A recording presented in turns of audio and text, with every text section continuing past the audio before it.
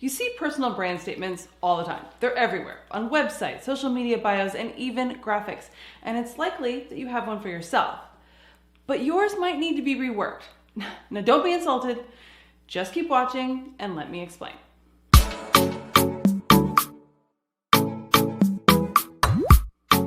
Welcome to Branding Bites. I'm Claire Bond, a personal brand strategist and the CEO and co-founder of Claire Bond Group.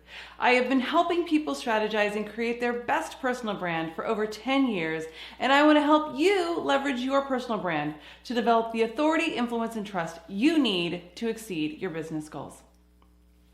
So please do me a quick favor and subscribe or follow, as it really helps me keep this video series going.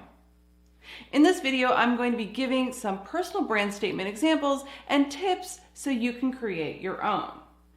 With the rise in work from home jobs and the congestion in the digital market as a whole, it's now more important than ever to not only create your personal brand, but to stand out as well. So what is a personal brand statement? Well, to keep it short and simple, it's a quick introduction. So you're at a networking event and someone introduces themselves to you. What they say when they shake their hand is their own personal brand statement.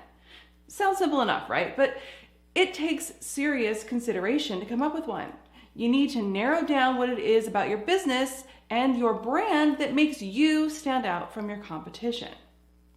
Now, I've distilled it down. There are 3 aspects to address in your statement: your action, your target client, and your solution.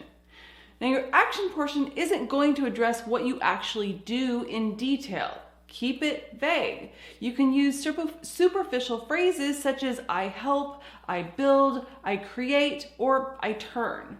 Pinpoint the verb that encapsulates what you do. Once you've found the perfect verb, start thinking about your ideal client and their problem. Unless you have a good handle on your target audience, you don't need to be specific about your target audience. You can simply refer to them as customers, CEOs, or entrepreneurs. Now, onto the solution aspect of your personal statement. This is your selling point. What do you do that no one else offers? Drive your point home at the end of your statement. It should make your ideal client feel something. In order to do that, make sure that your solution addresses a problem while simultaneously providing a solution. Now let's look at some good and some not so good personal brand statements. Let's start with the bad. I have a tech startup. And this doesn't tell anyone about your personal brand. No one wants to dig in and get any more information. They're like, boring, next. Number 2, I'm a real estate agent who helps people buy and sell homes in Santa Monica. This is so broad. There are tons of real estate agents in Santa Monica. What makes you different? What types of homes do you sell? What aspects do you actually specialize in? So a lot of ways that you can niche down there. Now, here are some awesome personal brand statements.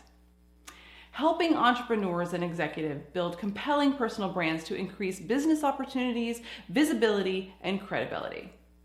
Now, this is my personal brand statement. You thought I would leave that one out? Not trying to toot my own horn, but hey, I'm a personal brand strategist and I know what it takes to get my ideal client's attention. So there are plenty of ways that you can use my formula to create your personal brand statement. Just make sure to address these fundamental sections.